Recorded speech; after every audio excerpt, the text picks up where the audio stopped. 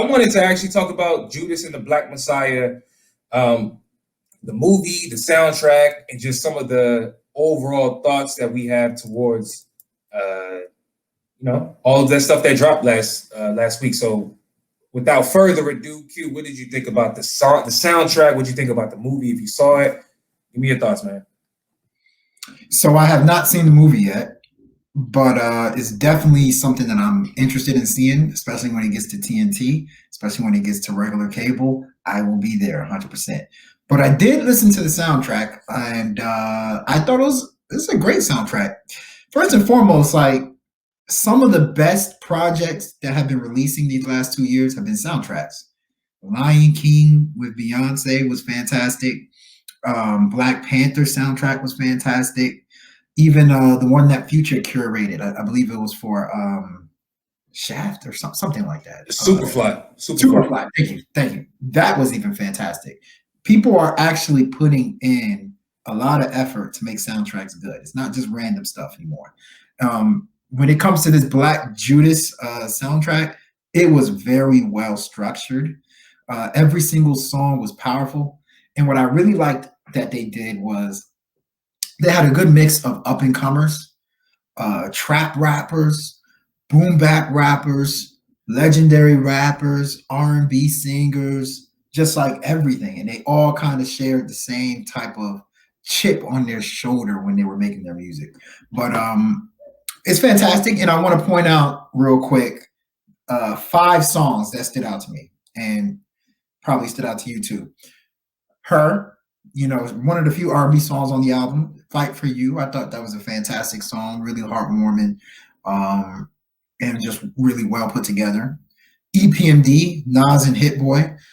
When Nas and Hit Boy link up, they make hits. And EPMD is just one of those rugged Nas joints that he has that, he ain't really about the nice guy. He's more so just spitting bars, like just relentlessly. Really like that joint. ASAP Rocky put up a very good performance on what the hell? Rich Problems. He put up a really good performance on that. And then obviously Jay-Z and Nipsey Hussle, what they were able to do on What It Feels Like, I thought was fantastic. But my favorite song on the album is G Herbo, Revolutionary with Bump J. Both of those dudes went off on that song. The bars I felt, and yes, people are like better than Jay-Z and Nipsey Hussle song. Personally, yeah.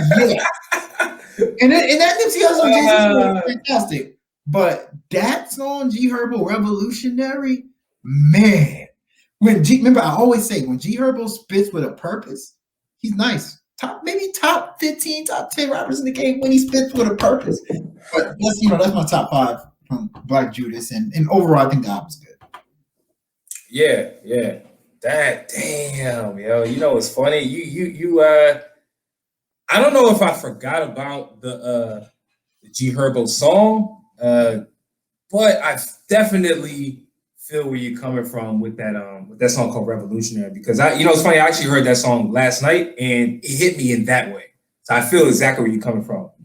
Enough for me to actually tweet the fact that I feel like if G Herbo were to rap over old school, Dipset, soulful, heat maker type, like early 2000 New York sounding beats, people would recognize him as an incredible lyricist. I think people would actually feel that way, but I digress.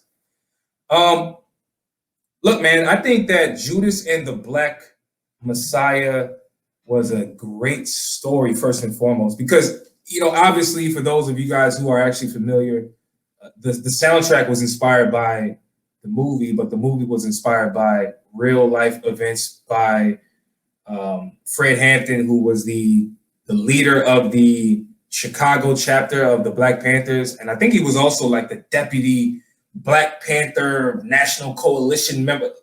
I don't remember his full title, but what I do know is this man was only 21 years old when he was actually assassinated by the federal authorities. And I'm saying assassinated, not killed, because Jay-Z actually said that in his line. If you Yes, heard he the song.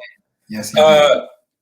Which was news to me, but technically, for those of you guys who are familiar with the story, it's probably not that that new of information.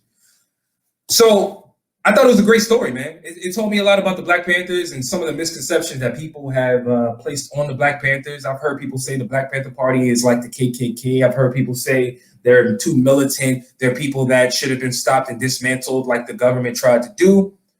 But if you read any story, you watch any movie where they're actually explaining what the Black Panther Party was about, to me it was clear that it was more of like a coalition formed by Black people to protect Black people. And yes, they used guns to protect themselves, but hey, isn't that the amendment that every citizen is accounted for, supposedly? Aren't they in their right to own weapons? Anyway, cool story. If you guys haven't seen the movie, I would definitely encourage y'all to check it out. Ryan Coogler, the dude who directed Black Panther, was co-director of the movie. Anyway, if I'm getting to the soundtrack, I agree with you, Q. The soundtrack was really, really good. The Her song kind of started it out. That's like one of my top 5 songs. And by the way, this is in no order. I'm going to give mine.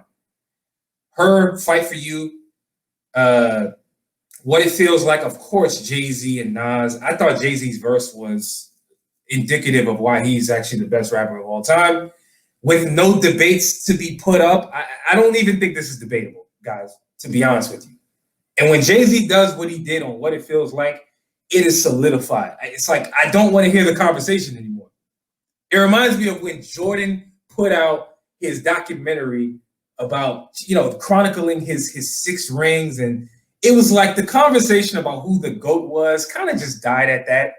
It paused. Everybody was able to see, okay, that's what Jordan does. So anyway, that song was dope. I like the song. Surprisingly, this song called Appraise by a guy I had never heard of. His name is White Dave. He dropped the song with Hit Boy, which I guess Hit Boy did most of the project, but Appraise was really fire.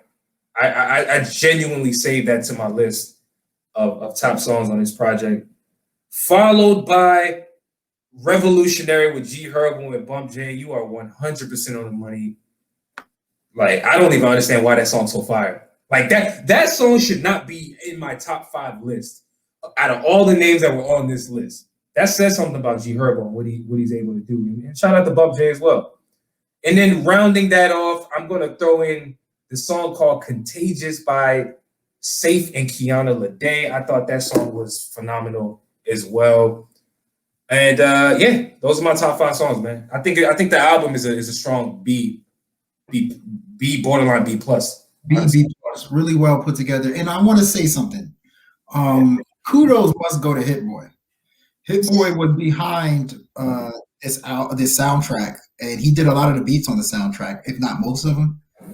Fantastic beats. Like, the beats clearly brought out the most relentless version of every single artist that was on the album. Hit Boy needs to get his credit, needs to get his flowers. He's been in the game for a while, and I think he's making his best beats right now. So, go to him, man. Nah, you're 100% right. Shout out to Hit Boy, MVP of last year from a producer standpoint, and he's carrying it over into 2021.